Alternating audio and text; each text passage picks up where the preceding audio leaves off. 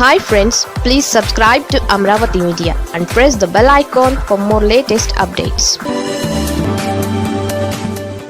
పవన్ కు ప్రధాన శత్రువు ఎవరో తెలుసా? జనసేన అధినేత పవన్ కళ్యాణ్ కు శత్రువులు ఎవరో లేరట, ఆయనకు ఆయనే శత్రువట.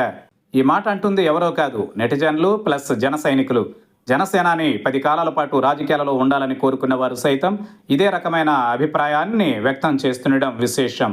ఒకసారి సోషల్ మీడియాలో తొంగి చూస్తే అసలు లోపం ఎక్కడుందో అర్థమవుతుంది. పవన్ కళ్యాణ్ తరచూ స్లిప్ అవుతుండడం, ఎమోషనల్కు లోనవడం, గులాంగిరి చేయడాన్ని జన సైనికులు సైతం హర్షించలేకపోతున్నారు.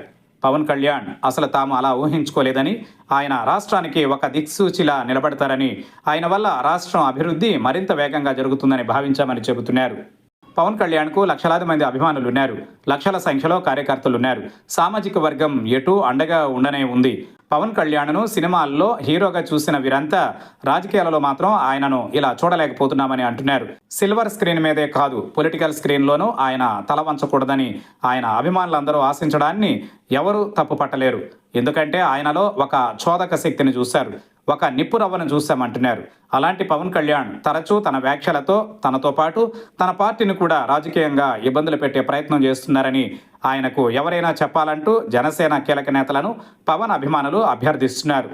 పవన్ కళ్యాణ్ ఆశయాలు మంచివి, ఆయన ఎంచుకున్న మార్గం సరైనదే. కానీ ఆయన రాజకీయంగా గత 2 ఏళ్ల నుంచి నడుస్తున్న తీరు మాత్రం సరిగ్గా లేదు. కథలో ఒక క్యారెక్టర్ కాకూడదంటూ కొందరు సోషల్ మీడియాలో ఉదాహరిస్తున్నారు. పవన్ కళ్యాణ్పై నిజానికి ఎన్నో అంచనాలు పెట్టుకునేవారు చాలామంది ఉన్నారు. అలాంటి పవన్ కళ్యాణ్ కూటమి ప్రభుత్వంలో జరిగిన తప్పులను తప్పు అని ప్రశ్నించకపోతే ఎలా అని ప్రశ్నిస్తున్నారు.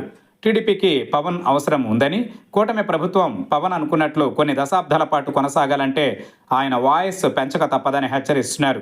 అలా కాదని తనకెందుకులే అని తలవంచుకుని తన పని తాను చేసుకుంటూ పోతే మాత్రం కూటమిలో భాగస్వామిగా ఆయన కూడా రాజకీయ నష్టాన్ని వచ్చే ఎన్నికలలో చవి చూడాల్సి వస్తుందని సంకేతాలు సోషల్ మీడియా ద్వారా పంపుతున్నారు.